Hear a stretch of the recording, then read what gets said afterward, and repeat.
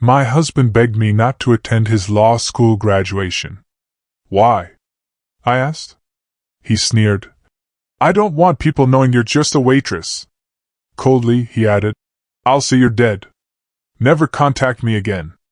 I left in tears. Years later, on his wedding day, my phone wouldn't stop ringing. His mother, his bride, everyone asking what happened. 2 weeks before his law school graduation, the man I loved, the man I had sacrificed everything for, looked me in the eye and delivered the coldest sentence I'd ever heard. Don't come. I don't want people knowing you're just a waitress. But the true shock, the real gut punch, was what came next. He'd already told everyone I was dead. Dead. That's what Samuel called me. Not metaphorically, not in some dramatic declaration of our relationship ending. He meant actually dead. He'd been telling people, for months, that I was gone. And why? Because my living, breathing presence as just a waitress embarrassed him. I had spent months preparing for that day. I'd requested the day off from the Riverside Diner, picked out the nicest dress I owned, a simple navy blue one I'd bought second-hand and dry-cleaned just for the occasion.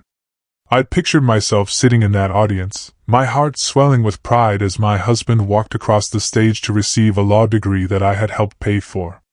Every tip, every extra shift that left my feet aching and bleeding, it all went into his future. Our future. But he didn't want me there. It wasn't about limited seating or scheduling conflicts. It was because he felt ashamed of me in front of his classmates, whose families were judges, powerful lawyers, people who, in his words, mattered. Just a waitress, I repeated, the taste of those words like poison on my tongue. Is that what I am to you now? He finally looked up from his phone, his expression utterly devoid of warmth. There was no recognition of the 3 years we'd been married, no memory of the 6 years I'd spent supporting his dreams while my own quietly gathered dust under our bed. Haley, be realistic, he said, as if I were being unreasonable. Everyone there will be from families with money and status. I can't have them meeting you and wondering why I married someone who serves pancakes for a living. That was the moment it truly hit me. I hadn't been erased in that conversation. I'd been erased long before he ever spoke those words out loud. But to truly understand, I need to take you back, to where this story actually begins. To the place where I spent most of my waking hours for 6 years. To the life I thought meant something, before Samuel reduced it to an embarrassment he needed to hide. The Riverside Diner. It sits on the corner of 5th and Morrison. The kind of place that permanently smells of bacon grease and coffee that's been sitting on the burner a little too long. The vinyl booths are cracked, patched with duct tape in 3 different colors. The jukebox in the corner only plays 70s hits, an endless loop of Eagles and Fleetwood Mac that drives some customers crazy and lulls others into sweet nostalgia. The floor tiles are chipped, worn down to the concrete by decades of foot traffic. And the fluorescent lights? They flicker whenever it rains, which, in our city, means about 200 days a year. For 6 years, that diner was my kingdom. I knew every inch of that place, every quirk, every malfunction, every small grace. I knew which booth had the wobbly table that needed a folded napkin under the left leg. I knew which coffee pot poured faster, and which one would drip if you tilted it wrong. The ice machine? It made a grinding sound for exactly 3 seconds before it dispensed. And the kitchen door squeaked unless you pushed it at just the right angle. More than that, I knew the people. Every regular customer was etched into my heart. I knew their orders before they even opened their mouths. Professor Ricks, every morning at 7:15, black coffee, 2 sugars, no cream. Always left exactly $2 on the table, folded in half like a tiny tent. Always sat in the 3rd booth from the door, where the morning light let him read his newspaper without glare. Then there were the law students from the university down the street. They treated Riverside like their second office, camping out in the back booths for hours, nursing single cups of coffee while their textbooks and laptops spread across tables like small empires. They'd debate constitutional law and criminal procedure, their voices growing louder as the caffeine kicked in, sometimes staying so late that I had to wipe down around them during closing. I moved through their conversations like a ghost, refilling water glasses and clearing plates while they talked about tort reform and appellate briefs. They never looked up when I approached. They never paused to say thank you. They never learned my name, even though I wore a name tag pinned to my uniform every single shift. To them, I was part of the furniture, as permanent and invisible as the chipped formica tables and the flickering lights overhead. My coworkers, though, they became my family in ways that surprised me. Maria had worked the morning shift for 8 years. She had this uncanny ability to read customers the moment they walked in, knowing who would tip well, who would run her ragged. She taught me how to handle difficult situations with a smile that never quite reached her eyes, words that sounded pleasant but carried a warning underneath. Devin washed dishes on weekends, putting himself through community college. He was studying business management, taking classes 3 nights a week after his shifts. He had this philosophy about work that he'd share while scrubbing pots, his hands red from hot water and industrial soap. "Every job teaches you something valuable if you pay attention," he'd say. "And washing dishes teaches patience and the satisfaction of turning chaos into order. The people who look down on service work are the ones who've never done it, who have no idea how much skill and endurance it requires." And then there was old Joe. Cooked at Riverside for 30 years, arrived every morning at 5 a.m. He rarely talked, communicated mostly in grunts and nods. But he noticed everything. When I came in with red eyes or moving slower than usual, he'd slide an extra piece of pie across the counter during my break. No words, no questions. Just this understanding that sometimes kindness comes in the form of banana cream and silence. The work exhausted me in ways that went deeper than physical tiredness. My feet ached every single night, a bone-deep pain that no amount of Epsom salts could fully ease. I developed calluses on my heels and permanent indentations on my shoulders from carrying heavy trays. My hands smelled like coffee even after I scrubbed them until the skin turned pink and raw. I learned to smile through rudeness, to swallow anger when customers snapped their fingers at me or called me sweetheart, in voices that made the word sound like an insult. But there was dignity in this work. A value the outside world refused to acknowledge, because it measured worth in college degrees and salary brackets, rather than reliability and honest effort. I showed up for every shift on time. I worked holidays and weekends without complaint. I took pride in doing the work well, in making sure coffee cups stayed filled, orders came out correct, and customers left satisfied, even if they never bothered to learn my name. I met Samuel Thornton 3 years ago, right in that diner. He came in late one Tuesday night during finals week, looking exhausted and broke. He sat in the back booth with a stack of law textbooks, counting out change to see if he could afford both coffee and food.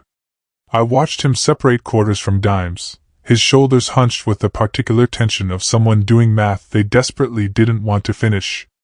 I brought him coffee and a grilled cheese sandwich, and when he tried to pay, I told him it was a mistake order that would just go to waste. It was a lie. I paid for it myself out of my tip money. But something about him in that moment reminded me of my younger brother who had struggled through community college, and I couldn't stand watching someone go hungry while they were trying to learn. Samuel looked up at me with gratitude that seemed genuine. And we started talking. He told me about law school, the pressure, the competition, the constant fear that he wasn't smart enough or connected enough to make it in a field dominated by people from wealthy families. I told him about working at the diner, about the strange satisfaction of making someone's day slightly better with a good meal and friendly service. We talked until my shift ended, and then he walked me to the bus stop, even though it was out of his way. We started dating within a month. He'd come to the diner during my breaks, and we'd sit in that back booth, drinking coffee, talking about everything and nothing. He made me laugh with stories about his eccentric professors. I made him feel grounded, he said, like there was life outside the pressure cooker of law school. Within 6 months, we were married at the courthouse, with Maria and Devin as our witnesses. We couldn't afford a real wedding, or even a nice dinner afterward, but it didn't matter. We were young, in love, and convinced that our feelings could overcome any practical obstacle. Those early months of marriage felt like a true partnership. We lived in a cramped apartment above a laundromat, the kind of place where you could hear every conversation through the thin walls. Our furniture came from thrift stores and curb alerts. Our dishes were mismatched. Our bed frame was held together with duct tape and optimism. But it was ours, and we were building it together. Samuel would stay up late studying while I soaked my aching feet after double shifts. We'd fall asleep tangled together on our second-hand couch, too tired to make it to the bedroom. We whispered about the future we'd build once he graduated, once he started his career. He talked about opening his own practice someday, defending people who couldn't afford expensive lawyers, using his education to help people rather than just accumulate wealth. I believed him. I wanted to believe that we shared the same values, that we both understood what it meant to work hard for something meaningful. I supported him in every way I knew how. When his student loans were delayed and rent came due, I covered it with tip money I'd been saving for new work shoes. I wore my old shoes for another 6 months, even though the soles were worn through and my socks got wet when it rained. When Samuel needed expensive textbooks and bar prep materials, I picked up extra shifts and went without new clothes for over a year. My winter coat had a broken zipper, but his study materials arrived on time. When he was stressed about exams, I made sure the apartment stayed quiet. I worked evening shifts so he could study during the day without interruption. I bought his favorite foods, even when money was tight, because I thought small comforts mattered during difficult times. I believed I was investing in our future, that his success would be our success because we were a team. By the way, if you're still with me, make sure to hit subscribe. More unbelievable stories like this are coming. I can see now how wrong I was. Back then, I worked until my feet literally bled. There were nights I came home and peeled off my socks to find blisters that had burst during my shift, my shoes stained pink with diluted blood. I'd clean the wounds, tape them up, and put the same shoes back on the next morning because I couldn't afford to miss work, and I couldn't afford new shoes. The shift in how Samuel treated me started so gradually that I convinced myself I was imagining it. Somewhere around his second year of law school, things began to change in small ways that accumulated into something larger, something more damaging. He stopped introducing me as his wife at law school events. We'd arrive together at study group parties or networking receptions, and when his classmates asked who I was, he'd just say, "This is Haley," with no context or explanation. At first, I thought maybe he assumed people already knew we were married. But then I noticed how he would change the subject immediately after introducing me, steering conversations away from any questions about our relationship or how we met. When someone asked what I did for a living, Samuel would jump in before I could answer and say something vague about how boring day jobs were compared to legal theory, redirecting the conversation back to law school topics. He stopped inviting me to study group gatherings at our apartment, scheduling them during my dinner shifts at the diner. And when I pointed out that I could request different hours, he said it was fine, that I'd probably be bored listening to them discuss cases anyway. I accepted this explanation because I wanted to believe it, because the alternative was too painful to acknowledge. Then came the incident at the law library. I discovered the full extent of his erasure by accident one evening when I stopped by to drop off the lunch he had forgotten. I overheard him talking with 2 classmates about their weekend plans, and one of them asked if he was doing anything with his girlfriend. Samuel said he was probably just going to study, that he didn't have time for a relationship with the demands of law school. I stood frozen in the doorway, invisible to them, holding his forgotten lunch and listening to him pretend I didn't exist. I confronted him about it that night, and he said I had misunderstood, that he just meant he didn't have time for the kind of relationship other people had, the kind with regular date nights and weekend trips. He said I should understand that he was under enormous pressure and couldn't worry about how he phrased things in casual conversations. I let it go because I wanted peace more than I wanted truth. But the erasure continued. It intensified. Samuel stopped posting pictures of us together on social media. His Instagram and Facebook pages showed only images of him at law school events or studying in coffee shops, carefully curated to present the image of a serious, dedicated student with no distractions. When I asked why he never posted our photos anymore, he said social media was superficial, and he was trying to maintain a professional image for future employers. He stopped mentioning me in conversations with his professors or during networking events. I knew this because occasionally, one of his classmates would come into Riverside Diner, and when I mentioned being Samuel's wife, they would look confused or say they didn't know he was married. Each time this happened, something inside me cracked a little further.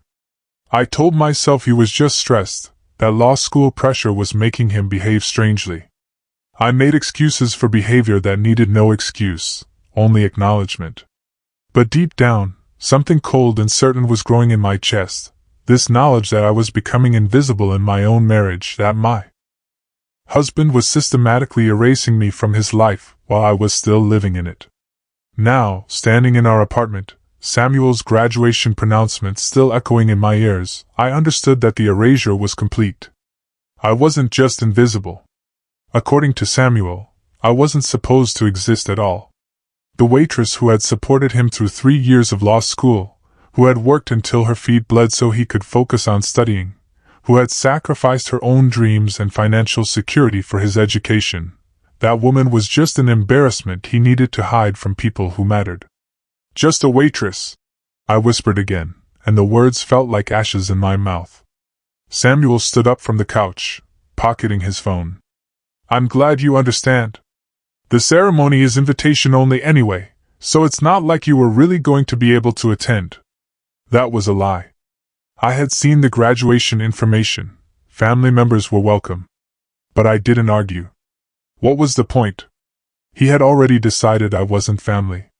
He had already decided I wasn't worthy of being seen with him on his big day. I need to get back to studying, Samuel said, walking toward our bedroom. He paused in the doorway and looked back at me with an expression I couldn't quite read. Oh, and Haley, I've been telling people you died a few years ago, so if anyone ever asks, just don't contact me. It's cleaner that way. He closed the bedroom door behind him, leaving me standing alone in our living room with a Thursday night meatloaf getting cold on the coffee table, and my entire world collapsing around me like a building with a faulty foundation finally giving way to gravity and truth. I stood frozen, staring at that closed bedroom door. The meatloaf on the coffee table had stopped steaming. The apartment felt suddenly smaller, like the walls were closing in. Samuel had just told me he'd been informing people I was dead. And then he walked away to study, as though he'd simply mentioned a change in his class schedule. My legs felt unsteady, so I sank onto the couch. The fabric was worn smooth in places, a testament to 3 years of us sitting here together, watching movies, eating takeout, pretending we were building a life. I pressed my palm against the cushion and felt nothing but old foam and springs that had lost their tension. I needed to understand. I needed him to explain how you tell people your wife is dead while she is still making your meals and paying half the rent. I walked to the bedroom door and knocked softly at first, then harder when he didn't respond. Samuel, we need to finish this conversation. There's nothing to finish. His voice came through the door, muffled but clear enough. I have a contracts exam on Monday. I need to study. I opened the door anyway. He sat at the small desk we bought together from a second-hand store, his laptop open, textbooks arranged in neat stacks. He didn't even turn around when I entered. You cannot just tell me you've been pretending I'm dead, and then go study for an exam. He sighed. The kind of exhale that suggested I was being unreasonable and tiresome. Haley, I already explained this. Everyone at graduation will be from families that matter. Lawyers, judges, business owners. These are people who can help my career. Having them meet you would raise questions about my judgment. Your judgment? I repeated, the words feeling foreign in my mouth. What exactly would they question? That you married someone who works hard? Someone who supported you through school? He finally turned in his chair to face me. His expression held no warmth, no recognition of the person I had been to him for 3 years. They would question why I married someone who serves pancakes for a living. Why I chose someone with no education, no prospects, no connections that could benefit me professionally. Each word landed with precision, chosen to inflict maximum damage. This wasn't spontaneous cruelty. This was rehearsed, considered, deliberate. I helped pay for your degree, I said, hating how my voice shook. I worked doubles so you could afford textbooks and bar prep materials. I covered rent when your loans were delayed. I sacrificed so you could focus on studying. And I appreciate that, Samuel said in the tone people use when they don't appreciate something at all. But appreciation does not change reality. The legal profession is about connections and image. I cannot build the career I want while being associated with someone who represents everything I am trying to move beyond. Everything you are trying to move beyond? I echoed. You mean poverty? Working class jobs? The kind of life I live? Yes, he said, without hesitation, without shame. Exactly that. He stood up from his chair, and I noticed he was taller than I remembered. Or maybe I had just shrunk. I grew up poor, Haley. I know what it's like to be looked down on, to be dismissed because you don't have the right background. I worked incredibly hard to get into law school, and I am not going to waste that opportunity by staying connected to a life that will hold me back. I am not a life. I am a person. I am your wife. Not for much longer. He walked past me toward the closet and pulled out a duffel bag. I think it would be better if you stayed somewhere else tonight. I need to focus on studying, and this conversation is not productive. I watched him pack my clothes, selecting items randomly and shoving them into the bag without care. My favorite sweater, the one with the small hole in the sleeve I'd been meaning to fix. The jeans I wore on our first date. A dress I'd bought for his law school formal that he'd asked me not to attend at the last minute. Samuel, we need to talk about this properly. You cannot just erase someone from your life. He zipped the bag and held it out to me. I already have, and I need you to accept that and move on. Don't come to graduation. Don't contact me at school or at work. If anyone ever asks, tell them we were never married. Tell them you have me confused with someone else. Just stay away. What about the apartment? What about our things? I'll handle the apartment. Take what you need tonight, and I'll have the rest sent wherever you end up. He pulled out his phone and started typing. I'm texting you my sister's address. You can stay there tonight if you need to. Your sister knows about this? Emma knows we are separating. She doesn't need to know the details. He set the duffel bag at my feet like he was dismissing a servant. I'm going to continue studying now. Please be gone when I come back out. He walked back into the bedroom and closed the door. I heard the lock click into place. I stood in the living room, holding the duffel bag he'd packed for me, looking around at the apartment we had shared for 3 years. The second-hand couch where we used to fall asleep together. The coffee table where I'd sat down his Thursday meatloaf, now cold and congealing. The kitchen where I had made countless meals while he studied. The bathroom where I had soaked my bleeding feet after working doubles to cover his expenses. None of it had ever been ours. It had been his, and I had just been borrowing space in it until he decided I was no longer useful. I picked up my phone and called my sister Emma. She answered on the second ring. Can you come get me? My voice sounded steadier than I felt. I need somewhere to stay tonight. Emma didn't ask questions. She just said she'd be there in 20 minutes and told me to wait outside. I grabbed the duffel bag Samuel had packed and walked out of the apartment without looking back. The hallway smelled like someone's dinner cooking, something with garlic and tomatoes. Normal life, continuing normally for people whose worlds were not collapsing. I waited on the front steps. The evening air was cool, and I hadn't thought to grab a jacket. Cars passed. People walked by with shopping bags, heading home to lives that made sense. I sat there feeling hollowed out, like someone had reached inside and scooped out everything that made me recognizably human, leaving just a shell that looked like Haley but contained only emptiness. Emma pulled up in her old Honda, and I climbed into the passenger seat without speaking. She looked at me, at the duffel bag, at my face that must have shown everything. What happened? She asked quietly. He told people I died, I said. And then he told me to leave. Emma reached over and squeezed my hand. She didn't say anything else. She just drove, and I watched the city lights blur past the window, thinking about how you can be alive and dead at the same time.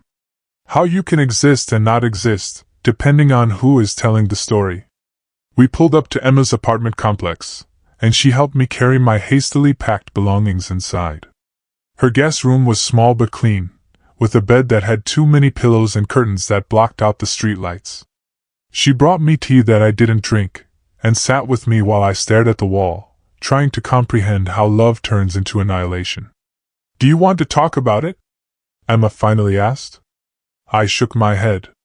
Talking required energy I didn't have, explanations for things I didn't understand myself. "Okay," she said. "I'll be in the next room if you need anything. Anything at all." After she left, I lay down on the bed, fully clothed, and stared at the ceiling. Somewhere across town, Samuel was studying for his contracts exam, probably relieved to have me gone, probably already planning how to maintain his fiction of being a tragic widower. And I was here, officially erased, but inconveniently still breathing, trying to figure out how to exist in a world where the person who promised to love me had decided I was better off dead. The divorce papers arrived 3 weeks later, slid under Emma's door in a manila envelope with no return address. I found them on a Tuesday morning, sitting on the doormat like they'd been waiting patiently for me to wake up. I carried the envelope to the small kitchen table and opened it with hands that no longer shook. Grief had transformed during those 3 weeks at Emma's apartment, hardening from something fluid and overwhelming into something clearer and more solid. The papers inside were exactly what I expected. Petition for dissolution of marriage. Irreconcilable differences due to lifestyle disparity. That bloodless legal phrase reduced 3 years of my life to a bureaucratic checkbox, as though the violence of being erased could be captured in standardized court documents. I signed them that afternoon with a pen Emma kept in a drawer full of batteries and takeout menus. My signature looked small and unfamiliar on the line, like it belonged to someone I used to know. I mailed the papers back that same day, standing at the post office counter while the clerk weighed the envelope and asked if I wanted tracking. I said no. There was nothing inside worth tracking. Within a week, I had moved into a studio apartment above a used bookstore on Maple Street. The rent was cheaper than what I had been paying with Samuel, and the landlord was an elderly man named Mr. Chin, who asked no questions when I explained I needed a place immediately. The apartment had slanted floors that made furniture placement difficult, and a radiator that clanked loudly at random intervals throughout the night. But the windows faced east, and every morning the sunrise painted the walls in shades of golden pink that made the space feel less like an ending and more like a beginning. I furnished it slowly with pieces from thrift stores and curb alerts. A reading chair with faded upholstery that was still comfortable. A small wooden table that wobbled unless I folded a napkin under one leg. Mismatched dishes from the Goodwill bins. Plants for the windowsill that I kept alive through sheer determination, as though their survival was somehow connected to my own. Each purchase felt like reclaiming territory, like building something that belonged only to me, with no ghosts of a failed partnership haunting the corners. I returned to work at Riverside Diner the Monday after I signed the divorce papers. Walking through that door felt both familiar and strange, like returning to a place you left as one person and entering as someone completely different. Maria was wiping down the counter when I arrived for my shift, and she looked up with an expression that held no pity, just solid understanding. "You back for good?" she asked. "Yeah, I'm back." She nodded once and handed me a clean apron. "Table 6 needs coffee, and the couple at the window booth are ready to order." That was it. No intrusive questions about what had happened or where I had been. Just the routine of work that required my attention and gave me something concrete to do with my hands and mind. I tied the apron around my waist, picked up the coffee pot, and for the first time in weeks, I felt steady.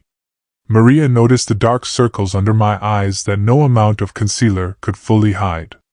But she never pressed for details. She just made sure I ate during my breaks, appearing with toast or soup that she claimed was extra from a cancelled order. When I needed a moment to collect myself in the bathroom, she covered my tables without comment. Her kindness was practical and unobtrusive, the kind that doesn't demand gratitude or explanation. Devin was working the weekend shift when I came in on Saturday, his hands red from hot water and industrial soap as he scrubbed pots in the back.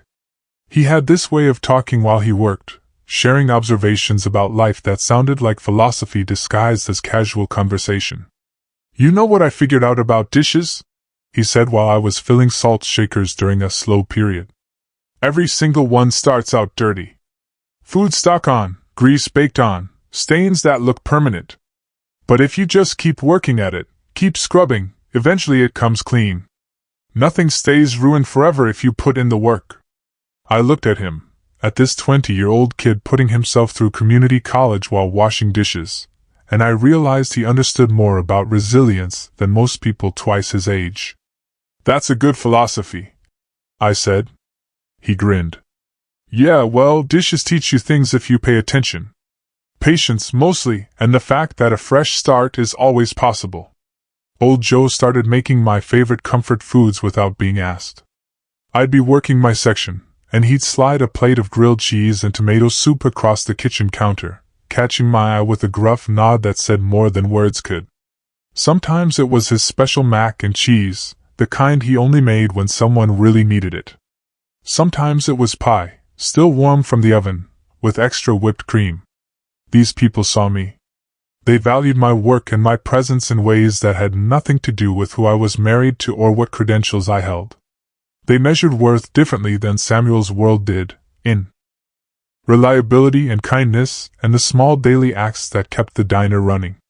For the first time in years, I felt visible, and that visibility was healing in ways I hadn't expected. Emma checked in regularly, showing up at my new apartment with groceries I hadn't asked for, and wine I definitely needed. She never said the words, "I told you so," even though she had every right to. She had met Samuel exactly 3 times during our marriage, and each time she had come away with observations she mostly kept to herself. "He looks at other people at parties like he's shopping," she'd mentioned once, carefully, after a holiday gathering. "Like he's always scanning for someone more interesting or useful." I had defended him then, made excuses about networking being part of law school culture. But Emma had been right. She had noticed how Samuel stopped mentioning me in his social media posts, how his Instagram transformed from images of us together to carefully curated shots of him alone at coffee shops and law libraries, presenting the image of a serious student with no distractions or complications. Now she just showed up with takeout from my favorite Thai place, and we'd sit at my wobbling table, eating pad Thai while watching terrible reality television. She provided sarcastic commentary about the manufactured drama on screen that made me laugh until I cried. And those moments reminded me that not everyone I loved had betrayed me. That some bonds survived even when others shattered completely. I developed routines that were entirely mine. Saturday mornings, I walked to the farmer's market 3 blocks from my apartment, buying fresh vegetables I cooked in my tiny kitchen. Sunday evenings, I spent in the bookstore downstairs, where Mr. Chin let me browse for hours without any expectation that I would buy anything. I read novels about other people's problems, and memoirs about survival. And slowly, I began to understand that my life was not over, just different than I had planned. The weeks turned into months. Summer faded into fall, and the leaves outside my window shifted from green to gold to brown. I worked my shifts at the diner and came home to my small apartment, and built a life that was modest, but honestly mine. I wasn't happy, exactly, but I was stable, and stability felt like an achievement after months of emotional freefall. Then came the morning that changed everything again. It was a Tuesday, 8 months after the divorce had been finalized. I was working the breakfast shift, moving between tables with the coffee pot, refilling cups and clearing plates in the familiar rhythm that required no conscious thought. 2 law students sat in the corner booth, the same one where Samuel used to study 3 years ago. They were deep in conversation about someone's upcoming wedding, and I was only half listening as I approached with the coffee pot. "Did you get your invitation to Samuel Thornton's wedding?" one of them asked. My hand froze mid-pour, coffee splashing slightly over the rim of the cup. I set the pot down carefully, and pretended to wipe the spill while my heart hammered against my ribs. "Yeah, it looks like it's going to be huge," the other student replied. His fiancée's family is apparently spending a fortune. Her dad is that appellate judge, right? Judge Ashford. Victoria Ashford. Can you imagine landing someone like that? Samuel really upgraded from that tragic backstory he had going. The whole dead wife thing. They laughed, and the sound cut through me like broken glass.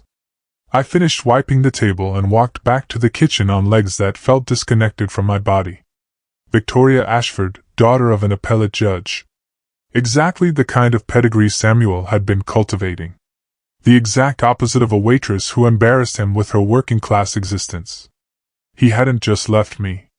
He had upgraded me. Traded authenticity for advantage. Swapped the woman who supported him through law school for someone whose connections could advance his career.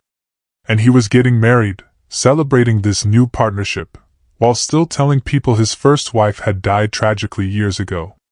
I finished my shift, moving through the motions automatically, clearing tables and refilling coffee while my mind spun with this new information. When my shift ended, I walked home slowly, taking the long route through the park where fall leaves crunched under my feet. The air smelled like wood smoke and approaching winter. Back in my apartment, I sat at my wobbling table and stared at my laptop for a long time before opening it. I hadn't searched for Samuel since the divorce, hadn't looked at his social media or checked on his life. I had been trying to move forward, to build something new, rather than obsessing over what I had lost. But now I needed to see. I needed to know what story he was telling, what version of reality he had constructed around my erasure. I opened my laptop and typed his name into the search bar. And what I found made something cold and sharp crystallize in my chest. Not jealousy, but a darker form of clarity that felt almost like purpose taking shape. Samuel's Instagram profile loaded slowly on my old laptop. The images appeared one by one, like evidence in a case I hadn't known I was building. The first photograph showed him at what looked like a charity gala, wearing a tailored suit I knew he couldn't have afforded when we were married. Victoria Ashford stood beside him, her hand resting elegantly on his arm. Both of them smiling with the easy confidence of people who had never scrubbed floors or counted coins for groceries. I scrolled down. More photographs appeared, each one carefully composed and lit. Samuel at a legal conference, with a name tag that identified him as an associate at Morrison & Wells, one of the most prestigious firms in the city. Samuel and Victoria at what the caption identified as a vineyard weekend. Wine glasses raised against a sunset that looked professionally photographed. Samuel alone in what appeared to be his new office, law books arranged artfully behind him, his expression thoughtful and accomplished. But it was the captions that made my hands start to shake. Under the photograph from the charity gala, he had written about gratitude for second chances, and the importance of honoring those we have lost by living fully. The comments beneath were full of heart emojis and supportive messages. People wrote about his strength and resilience. Someone mentioned how inspiring it was to see him finding happiness again after such devastating loss. I clicked on an older post, one from 6 months ago. A photograph of Samuel standing alone on a beach at sunset, his back to the camera, looking out at the ocean. The caption read, 3 years ago today, I lost my best friend and partner. The grief never fully leaves, but I have learned that carrying love forward is the greatest tribute we can offer those who shaped us. She would want me to keep building the life we dreamed about together. The comments on that post numbered over 100. People shared their own stories of loss. They thanked him for being vulnerable. They praised his emotional maturity and his ability to transform tragedy into motivation. One comment from someone whose profile identified her as a partner at his law firm said that his resilience in the face of personal tragedy was one of the things that made him such a valuable member of their team. I felt something cold settle in my chest. Not the hot flash of anger, but something more dangerous and calculated. Samuel had not just told a few people I was dead. He had constructed an entire public mythology around my fictional death, complete with anniversary posts and philosophical reflections about grief and growth.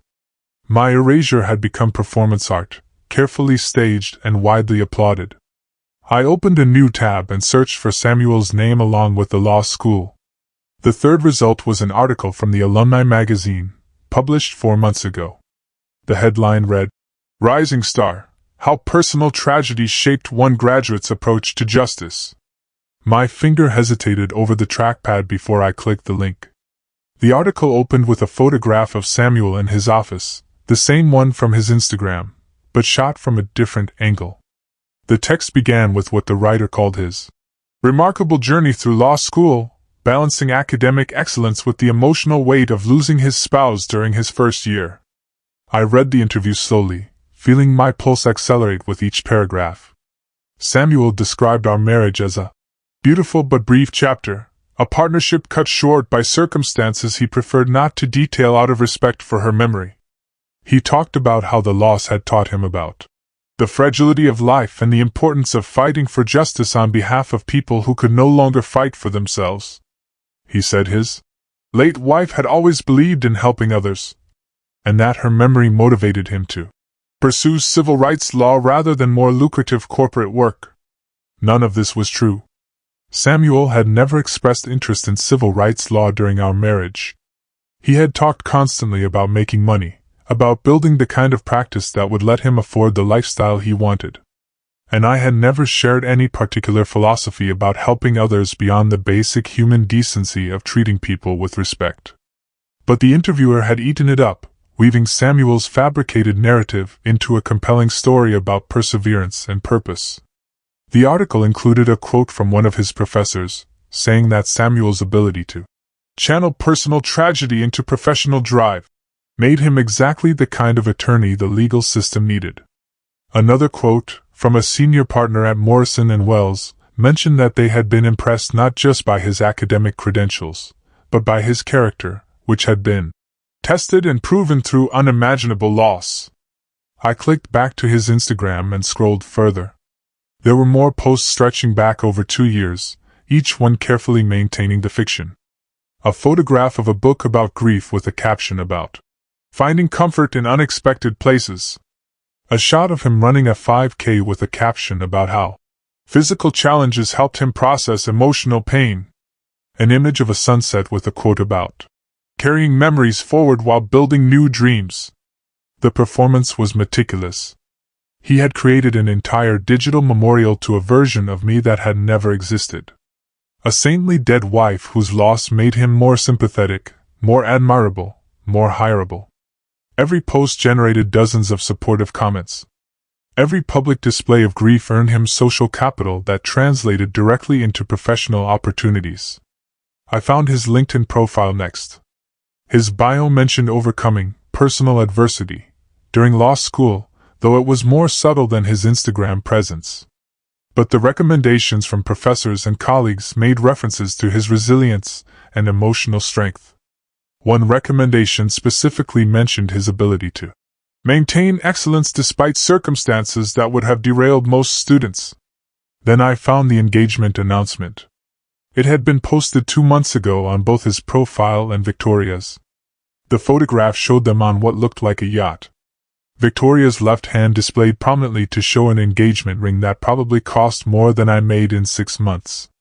The caption talked about finding love again after loss, about being grateful for second chances, about honoring the past while embracing the future. Victoria's parents had commented with congratulations and heart emojis. Samuel's colleagues from the law firm had written supportive messages. Friends I didn't recognize shared their happiness for him. And threaded through all of it was this underlying narrative of the tragic widower who had suffered and healed and now deserved his happy ending. I clicked on Victoria's profile. Her Instagram was equally curated, full of photographs from charity events and gallery openings and weekend trips to places I had only seen in magazines. She was beautiful in the way that expensive education and good breeding create, polished, poised, and utterly confident. Her bio mentioned her work at a non-profit legal foundation and her passion for criminal justice reform. There were several posts about Samuel, each one glowing with affection and admiration. In one caption, she wrote about how his strength in the face of tragedy had inspired her to live more fully. In another, she mentioned how Honored she felt to be chosen by someone who understood the preciousness of love because he had lost it once before. She had no idea.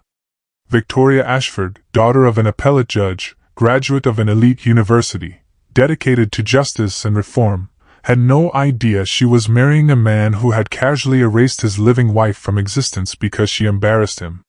She thought she was getting the grieving widower who had transformed pain into purpose. She had no idea she was getting the man who had told me I was better off dead than sitting in his graduation audience. I closed the laptop and sat in the darkness of my studio apartment. The radiator clanked its familiar rhythm. Outside my window, I could hear traffic and distant voices, the normal sounds of a city going about its evening. My hands had stopped shaking, replaced by a strange calm that felt almost detached from my body. Samuel had not just told a convenient lie. He had built an entire professional identity on the foundation of my fictional death.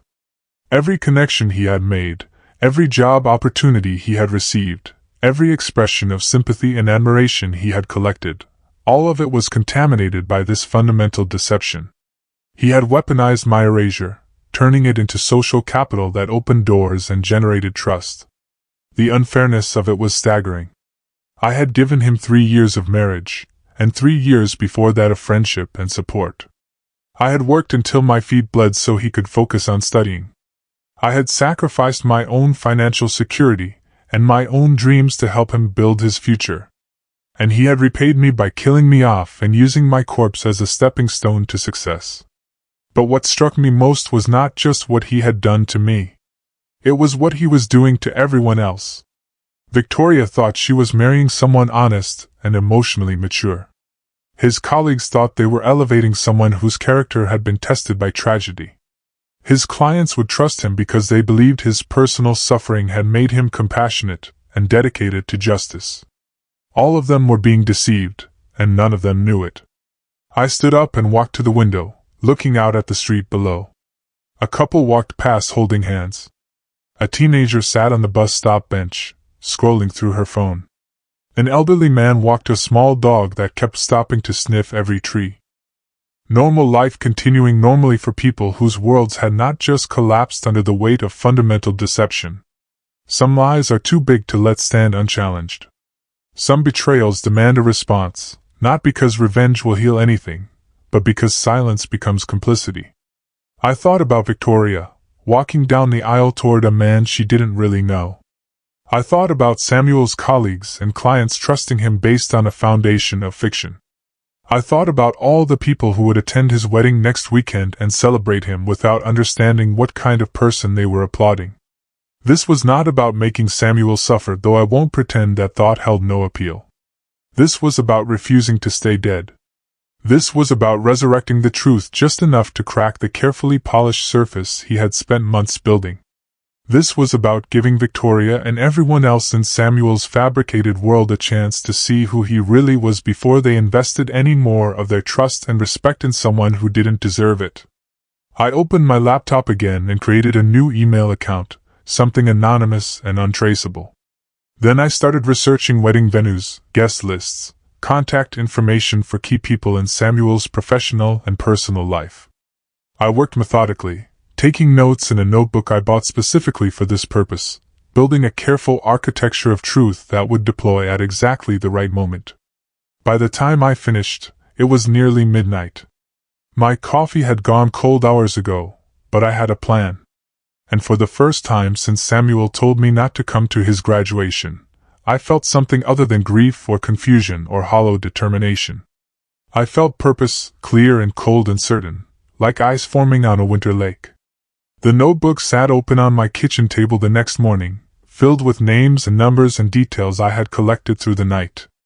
My coffee had gone cold while I worked, but I barely noticed. I was building something precise, a structure of truth that would stand on its own without requiring me to be its architect in any visible way.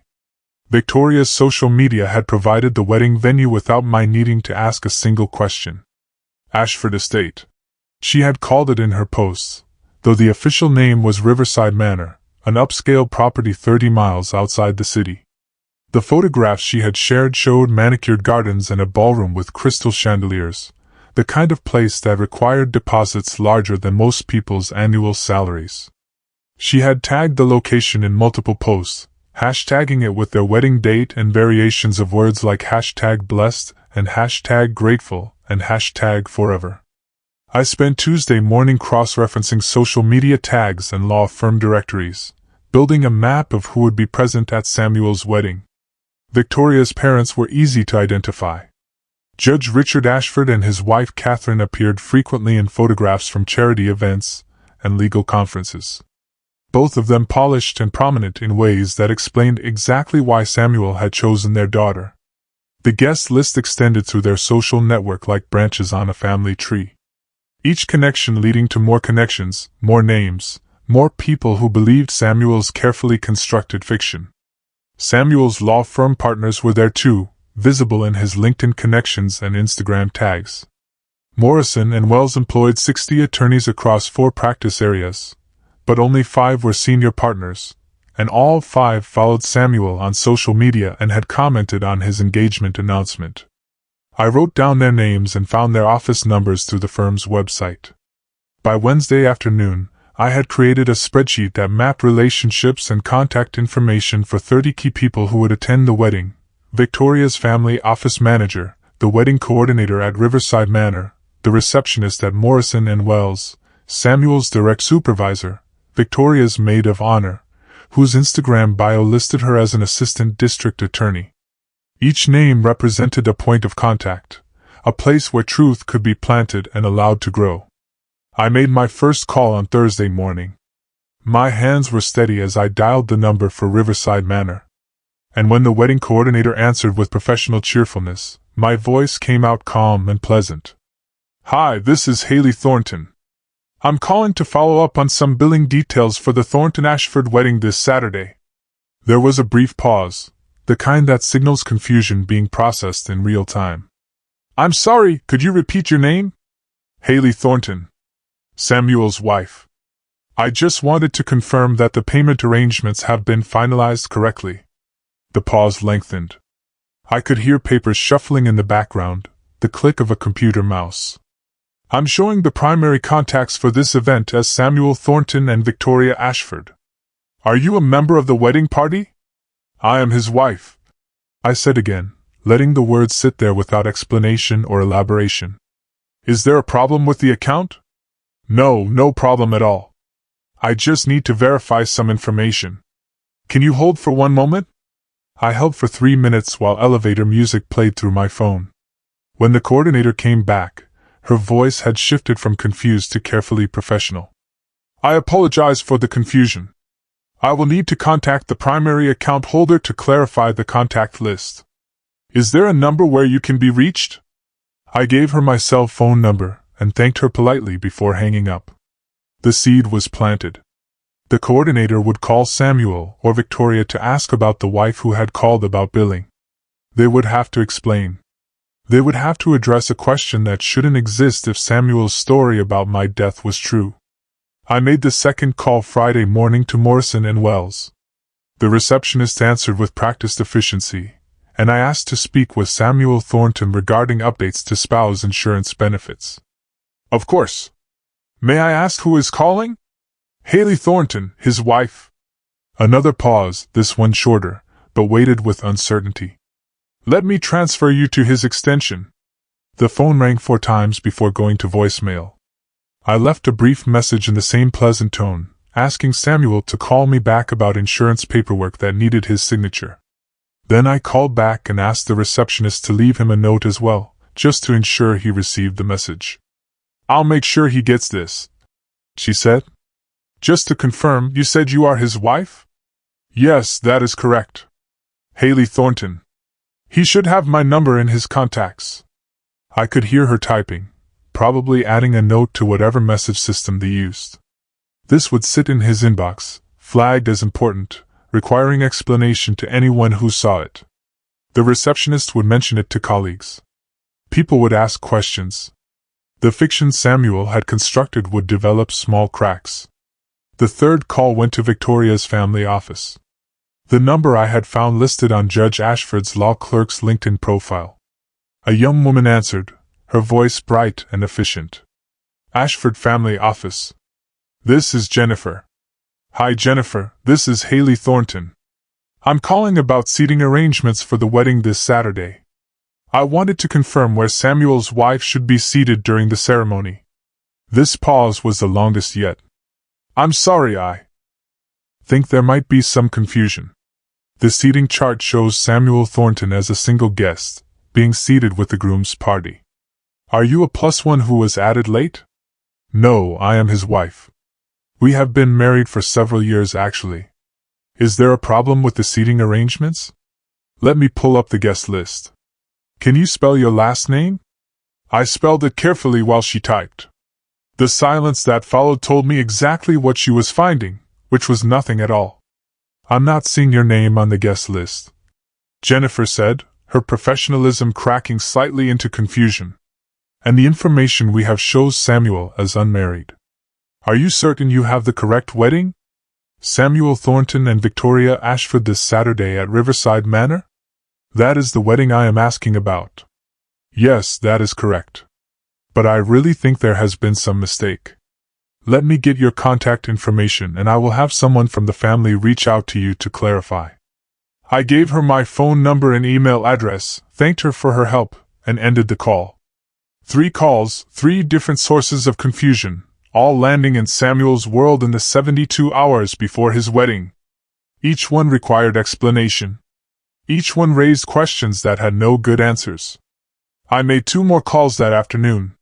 One to the florist listed in Victoria's Instagram posts, asking about delivery arrangements and mentioning I was Samuel's wife.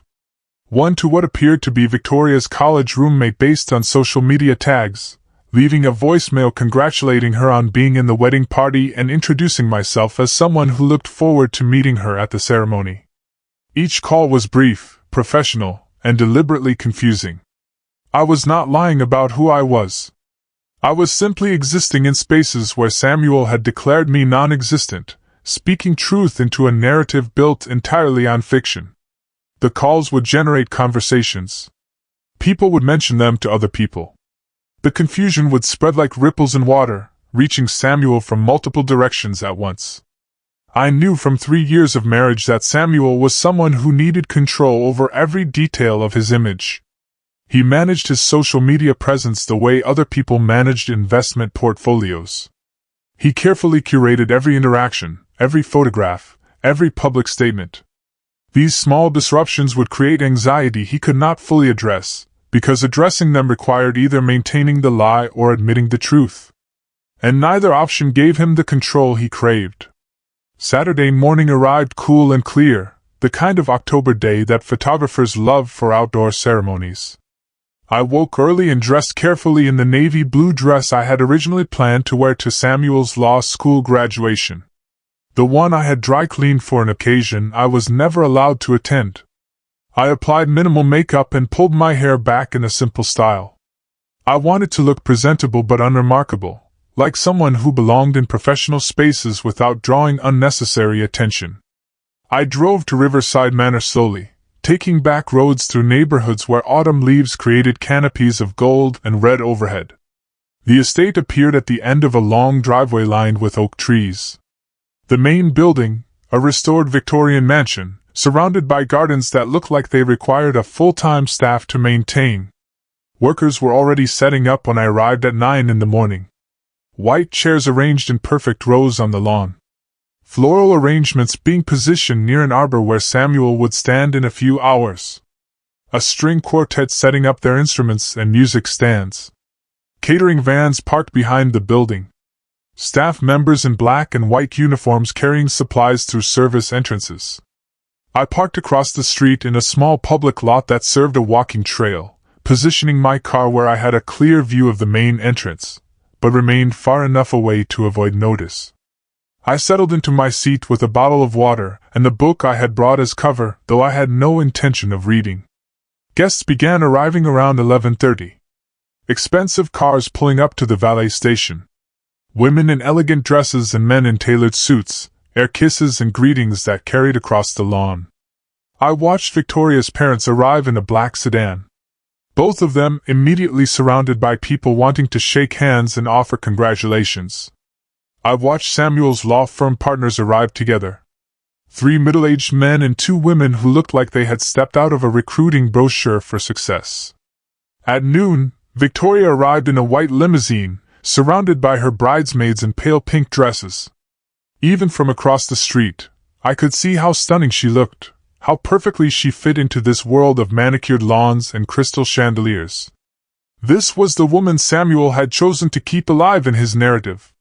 The one whose existence enhanced rather than embarrassed him. Samuel arrived 15 minutes later, and seeing him after 8 months felt stranger than I expected. He looked successful and confident, wearing a tuxedo that fit him perfectly, shaking hands and laughing with groomsmen I didn't recognize. He looked like someone who had never scrubbed floors or counted change for groceries. Someone who had always belonged in spaces like this. I checked my phone. No calls yet, but that would change soon. The wedding was scheduled to start at 1 o'clock, which meant people were gathering, checking their phones, making last-minute arrangements. The coordinator would be finalizing details. The receptionist from Morrison & Wells might be attending as a guest. Jennifer from Victoria's family office would certainly be here managing logistics. The confusion I had planted was about to bloom into something larger, something Samuel could not control or contain. And I would watch it unfold from across the street, the dead wife resurrecting herself just enough to crack the foundation of the beautiful lie he had built. I settled deeper into my seat and waited for the truth to arrive like an uninvited guest at a wedding that should never have happened in the first place. At 12:45, the guests began taking their seats. The string quartet transitioned from warming up to playing actual ceremony music. Something classical that drifted across the lawn and reached me even from across the street. Samuel appeared from a side entrance of the manor and walked toward the altar with his groomsmen, all of them wearing matching tuxedos and boutonnieres. He looked calm and composed, every inch the successful attorney about to marry into one of the most prominent legal families in the state. I watched him take his position beneath the floral arbor, checking his watch and exchanging words with the officiant.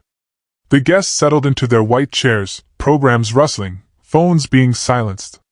Everything was proceeding exactly as planned. A perfect ceremony for a perfect couple, built on a perfect lie. Then Samuel's phone rang. Even from my position across the street, I could see him stiffen. He reached into his jacket pocket and pulled out his phone, glancing at the screen with an expression that started as irritation. He declined the call and slipped the phone back into his pocket, saying something to the groomsman beside him that looked like an apology for the interruption. 30 seconds later, it rang again. This time, Samuel's frown deepened. He pulled the phone out again, stared at the screen longer, and I watched his jaw tighten in a way I recognized from 3 years of marriage. That was his tell when something was going wrong, but he was trying to maintain control. He declined the call again, but his composure had developed a crack. The phone rang a third time before he could put it away. Samuel stepped back from his position at the altar, holding up one finger to the officiant in a gesture that asked for a moment.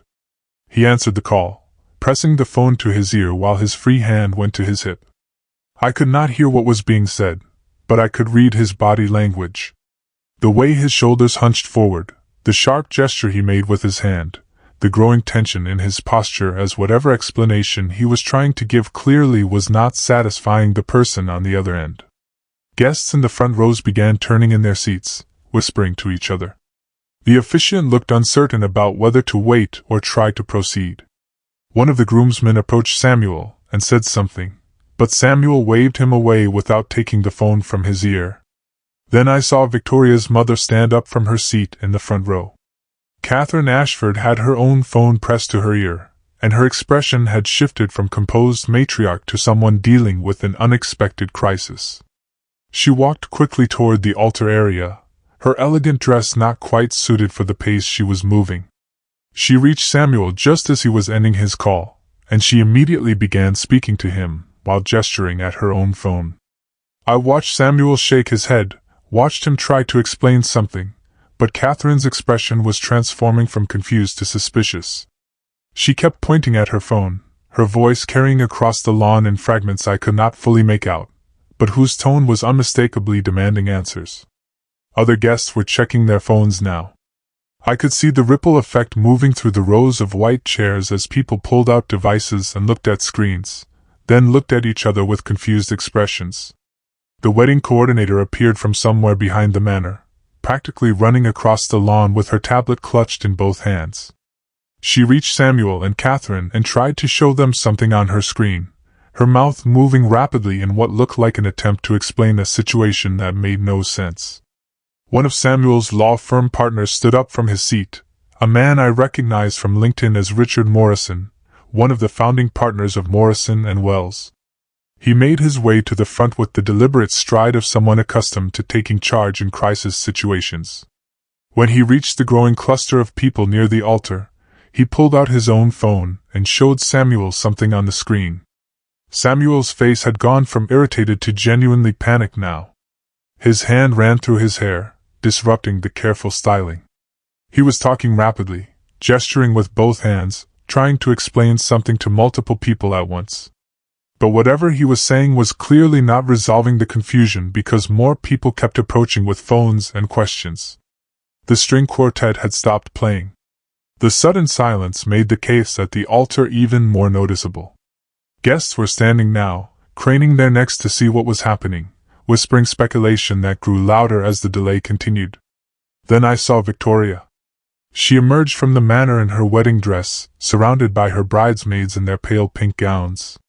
She was supposed to wait for her musical cue before making her entrance.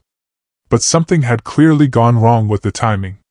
She took 3 steps onto the lawn before she seemed to register that the ceremony hadn't started, that something was very wrong at the altar, where her groom should have been waiting calmly for her arrival. Victoria gathered her dress and walked quickly toward the cluster of people near the arbor, her face shifting from bridal joy to confusion to something harder.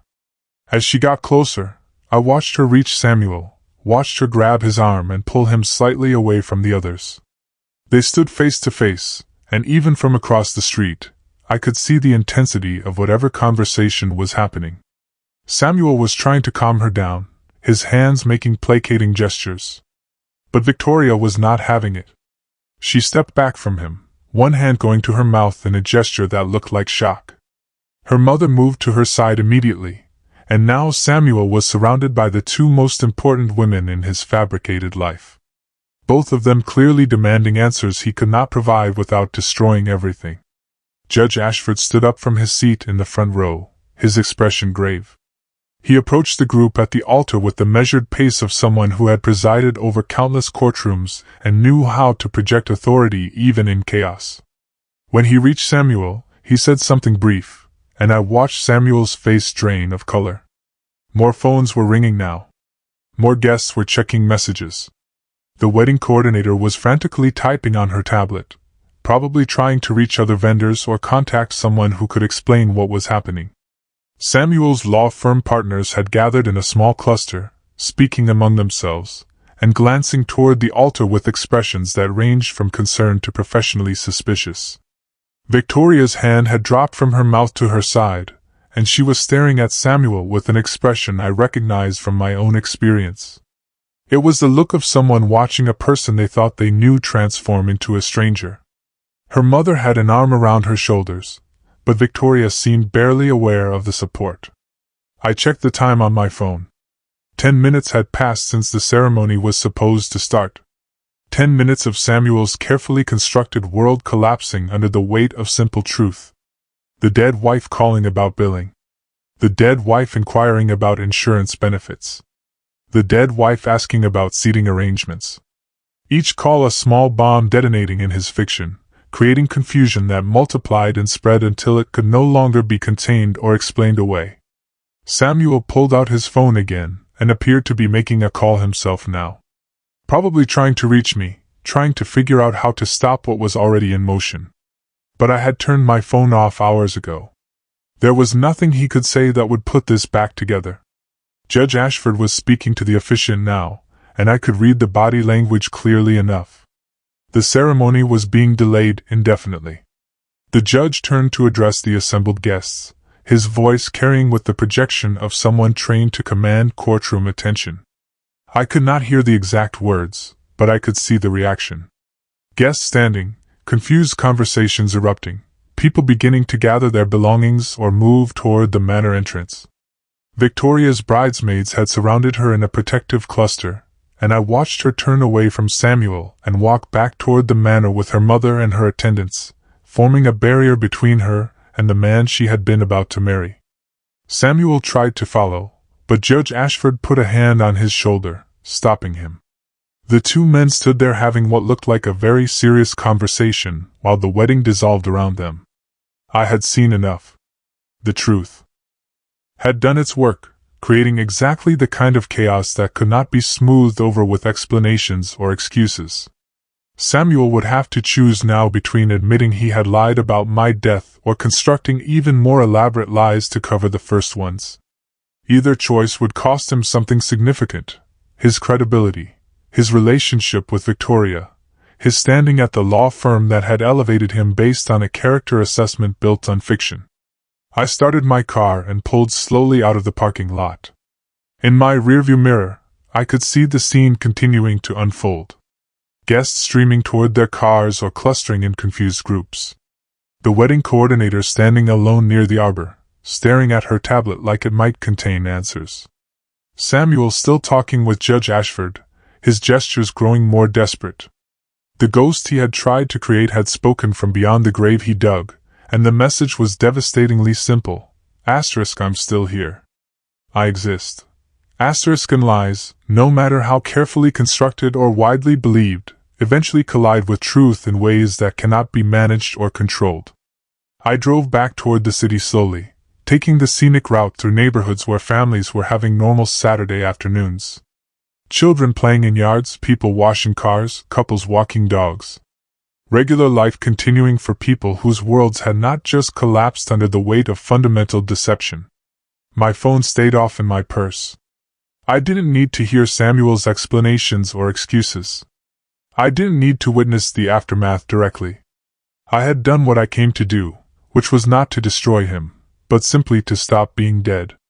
To exist loudly enough in the right spaces at the right time that his fiction could no longer hold. The revenge I needed was not violence or dramatic confrontation. It was just this: the truth, deployed precisely, allowed to spread through his world like cracks in ice. What happened next was not my concern. I had served my final notice. The waitress he dismissed as beneath his ambition had proven capable of serving him one last thing he could not send back or ignore. I was alive. Inconvenient. Unmarketable. Completely real. And that, finally, was enough. I drove home through the Saturday afternoon traffic, the autumn sun filtering through trees that lined the highway in shades of copper and gold. My hands were steady on the steering wheel, my breathing calm and even. There was no rush of adrenaline, no triumphant feeling coursing through my veins. Just this quiet sense of completion, like closing a book after reading the last page and setting it carefully on the shelf where it belongs. When I reached my studio apartment, I climbed the narrow stairs and unlocked the door to find everything exactly as I had left it that morning. The reading chair by the window, the plants on the sill catching the afternoon light, the small table with its folded napkin under one leg. My space, my sanctuary, untouched by the chaos I had created 30 miles away at an estate I would never visit again. I made tea and sat by the window, watching the street below, where normal life continued its normal patterns. A mother pushed a stroller past the bookstore. Two teenagers sat on the bench at the bus stop, sharing earbuds and laughing at something on a phone. An elderly man walked his dog, stopping patiently while the animal investigated every tree and lamppost. The world kept turning, indifferent to the small earthquake I had triggered in Samuel Thornton's carefully constructed reality. My phone stayed off for the rest of the weekend. I didn't need to know what happened after I drove away. I didn't need Samuel's explanations or excuses or attempts to spin the situation into something he could control. The truth had been deployed, and truth has its own momentum once released into the world. Sunday, I worked my regular shift at Riverside Diner. Maria raised an eyebrow when I walked in, studying my face with the careful attention of someone who had known me for 6 years and could read my moods like weather patterns. "You look different," she said while we set up the coffee station before the morning rush. "Something happened?" "I took care of something I needed to handle," I replied, filling the industrial coffee maker with grounds. "That's all." She nodded slowly, asking nothing more but understanding in the way that good friends do. We worked our shift in comfortable rhythm, refilling cups and clearing plates and exchanging the kind of easy conversation that comes from shared labor and mutual respect. On Monday morning, I finally turned my phone back on. 17 missed calls from Samuel. A dozen text messages that progressed from confused to angry to pleading. 3 voicemails I deleted without listening to. I blocked his number and went about my day as though nothing unusual had occurred, because in the architecture of my own life, nothing had changed except the weight I no longer carried. Tuesday afternoon, Emma called while I was reorganizing the storage closet at the diner during my break. "So," she said without preamble, "I heard some interesting gossip about a certain wedding that apparently went sideways this weekend." "Did it now?" I said, moving cans of tomato sauce to a higher shelf. "My friend Jennifer works as a paralegal at Whitman and Cross. She was invited to the Thornton Ashford wedding because her boss does work with Judge Ashford. She said it was the most awkward ceremony she has ever attended." I said nothing, just kept organizing cans while Emma continued. "Apparently, it was delayed by almost half an hour because the groom was getting calls and messages about his dead wife, who turned out to be not so dead after all. Jennifer said Victoria was in tears. The judge looked ready to call the whole thing off, and half the guests were on their phones trying to figure out what was happening." "Sounds complicated," I offered neutrally. "The ceremony eventually went forward, but Jennifer said the reception was tense. Like everyone was pretending everything was fine, while clearly nothing was fine. And now people are talking. Law firms love gossip, and a story about someone faking a spouse's death for sympathy is exactly the kind of thing that spreads." Emma paused, and I could hear the question she was not quite asking. "I appreciate you letting me know," I said. "But I'm not really interested in following up on any of it. What happens in Samuel's world is not my concern anymore." "Fair enough," Emma said. "I just thought you should know that whatever you did, it worked. People are asking questions he can't answer well." After we hung up, I finished organizing the closet and returned to my shift. The information Emma shared settled into my awareness without generating any particular emotion. Samuel's world was cracking in the ways I knew it would once truth entered the foundation. What happened next was between him and the people he had deceived, none of whom were my responsibility to protect or inform. The weeks that followed fell into the familiar patterns of my rebuilt life.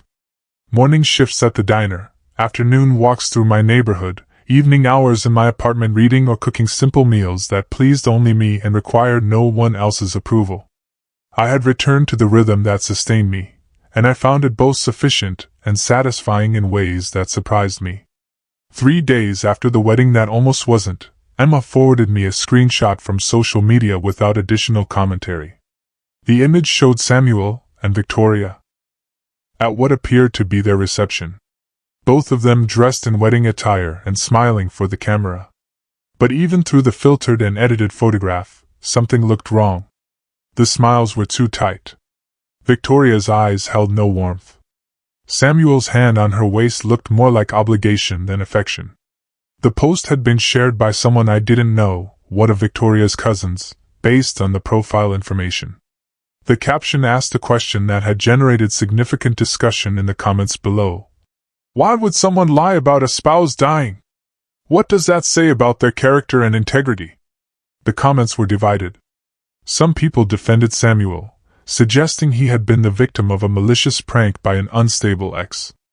Others expressed doubt about his honesty and questioned whether someone capable of that level of deception could be trusted in professional settings. A few pointed out that multiple sources had received calls and messages from his supposedly dead wife, which seemed more coordinated than a random prank. I saved the screenshot to a folder on my phone and then closed the application. The mythology Samuel had built so carefully was developing cracks, and sunlight was getting into the fissures. What grew in those cracks was not my concern. I had simply planted truth in soil that had been cultivated with lies, and nature would take its course from there. The months that followed brought changes to my own life that had nothing to do with Samuel or his unraveling narrative. In February, Frank called me into his office at the diner and offered me a promotion to assistant manager. The position came with increased responsibility, better pay, and regular hours that would allow me to have actual weekends off for the first time in years. "You have earned this," Frank said in his characteristically brief way. "You show up, you work hard, you treat people with respect. That matters more than fancy credentials." Maria organized a small celebration in the break room, bringing in cake from the grocery store that Joe complained about while eating 2 generous pieces. Devin created a card that everyone signed with messages about appreciation and respect and how much they valued working with me. These people had become my family in the truest sense, the ones who saw me for who I actually was and valued that person without reservation or condition.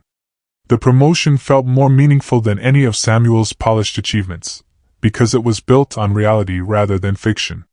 I wouldn't be featured in alumni magazines or celebrated at charity galas. But I had earned genuine respect from people whose opinions I actually valued, and that made it more substantial than anything constructed on fabricated tragedy. 6 months after the wedding that almost wasn't, Emma mentioned over coffee that her friend Jennifer had heard updates about Samuel through the legal community gossip network that apparently functioned as efficiently as any news service.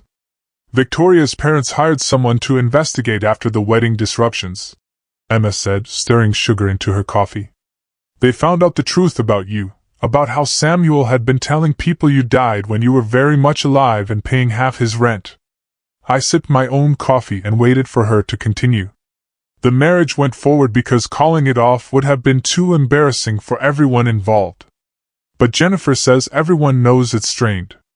Victoria apparently feels betrayed on a fundamental level, which makes sense given that her husband built their entire relationship on a massive lie. That sounds difficult for her," I said, and I meant it. Victoria had been a victim of Samuel's deception as much as I had been, just in different ways. Also, Morrison and Wells apparently had some serious conversations about Samuel's character and judgment. They didn't fire him, but they're not fast-tracking him anymore either. The sympathetic widower narrative that helped him get hired has been replaced by questions about his integrity. I absorbed this information with the same neutral attention I had given all the previous updates.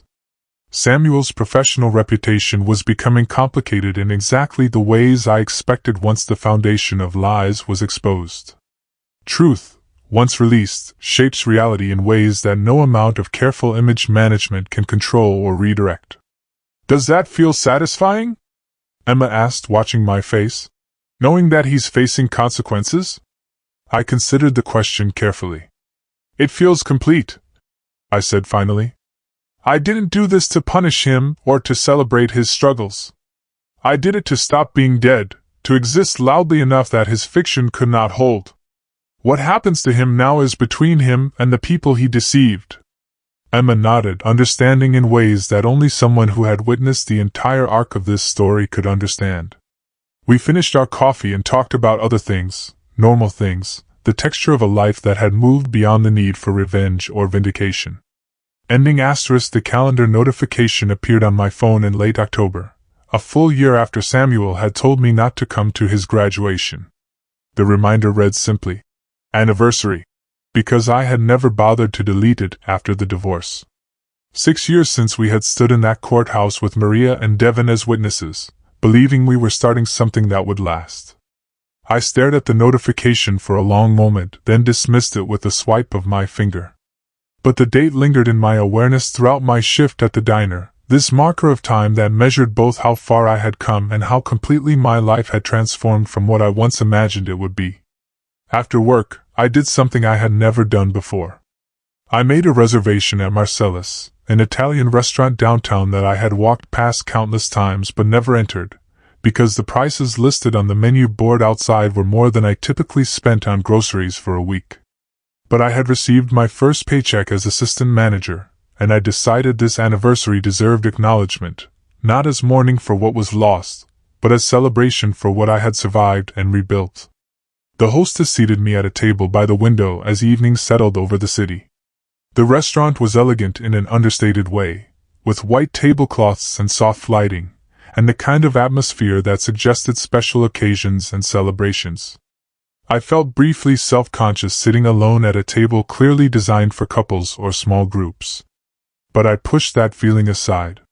This evening was mine, earned through resilience and the quiet work of rebuilding a life from materials I thought had been destroyed. I ordered wine that cost more per glass than Samuel, and I used to spend on entire bottles from the discount liquor store near our old apartment. When it arrived, I held the glass up to the light and watched how the deep red caught and refracted the glow from the candle on the table.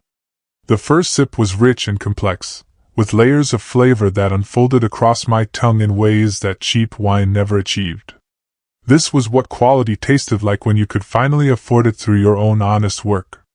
The server brought the chef's special, a pasta dish with ingredients I couldn't have pronounced a year ago, but that I had learned to appreciate through small acts of treating myself well. The presentation was beautiful, each element arranged with care that elevated the meal beyond mere sustenance into something approaching art. I ate slowly, savoring each bite, feeling completely whole in a way I had never felt even during the years Samuel and I were married. There was no one across from me making dismissive comments about my lack of sophistication or my working-class tastes. No one measuring my worth against people from better families or more prestigious backgrounds. No one treating my presence as something to be hidden or apologized for. Just me.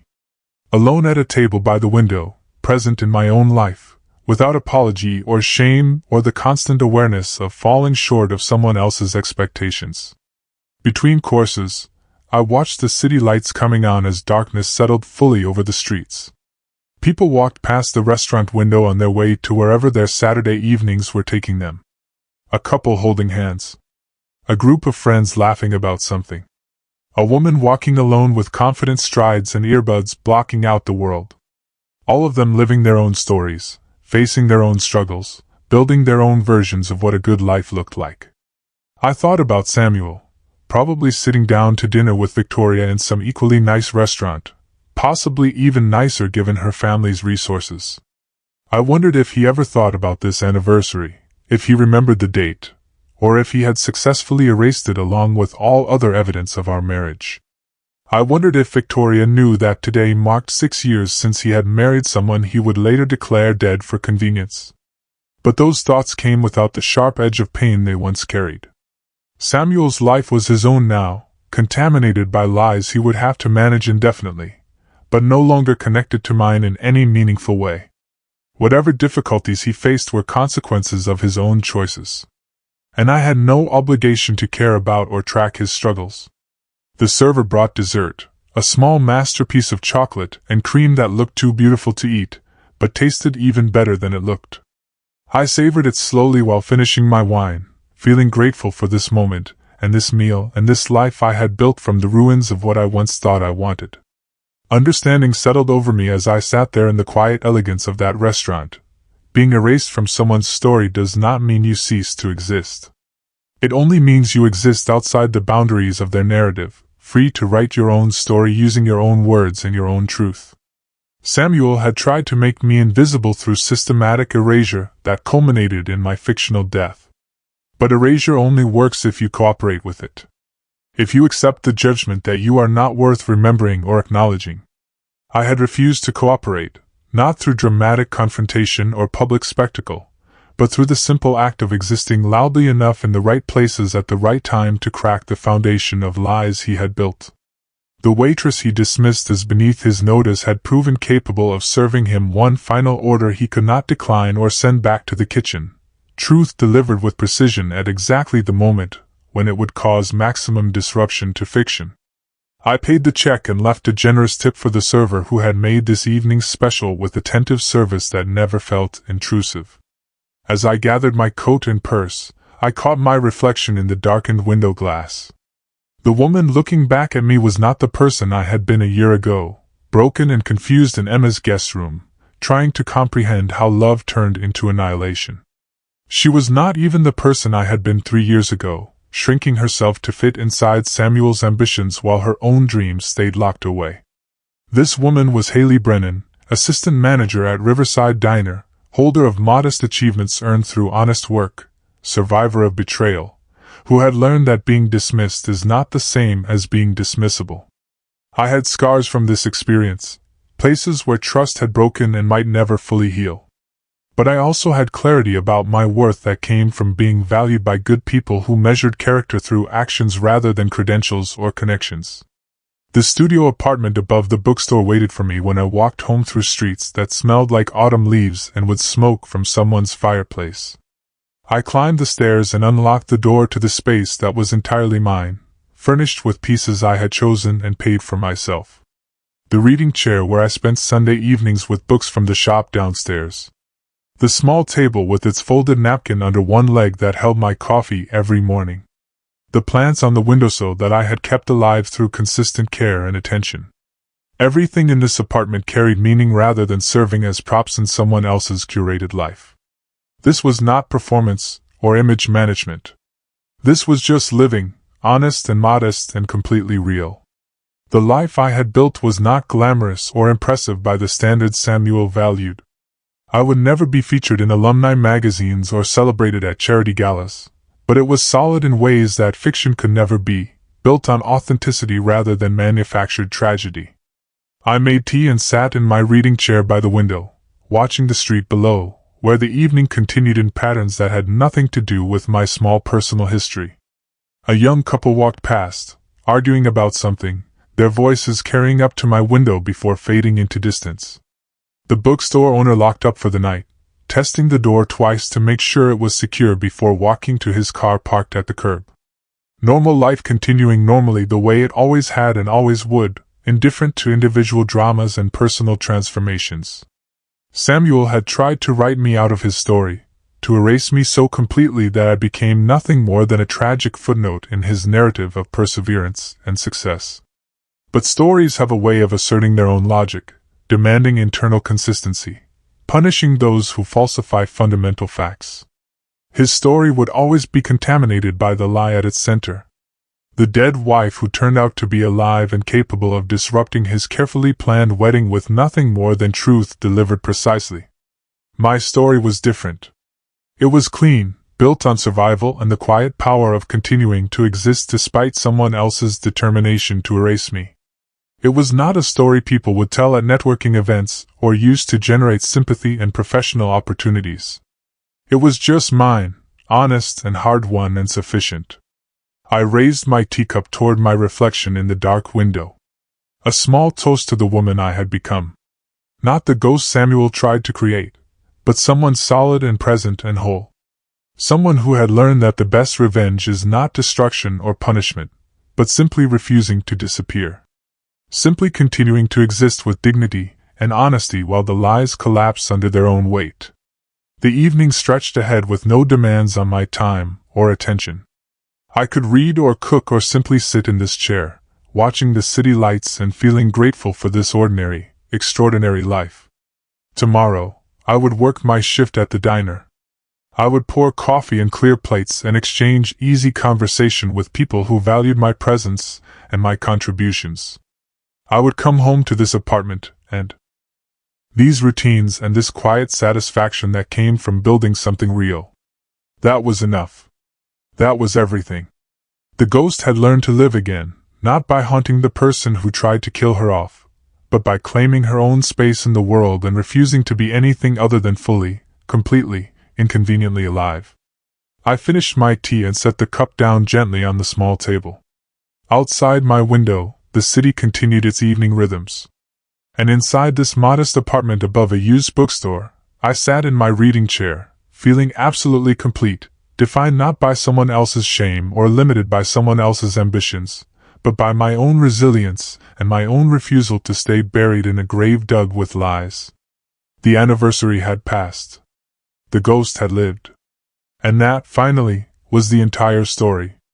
Call to action, CTA. If this story of truth serving justice had you hooked from start to finish, hit that like button right now. My favorite part was watching Samuel's phone start ringing at the altar and seeing his perfect facade begin crumbling in real time. What was your favorite moment from this journey? Drop it in the comments below. I really want to know what resonated with you. And don't miss more compelling stories like this. Subscribe and hit that notification bell so you never miss an upload.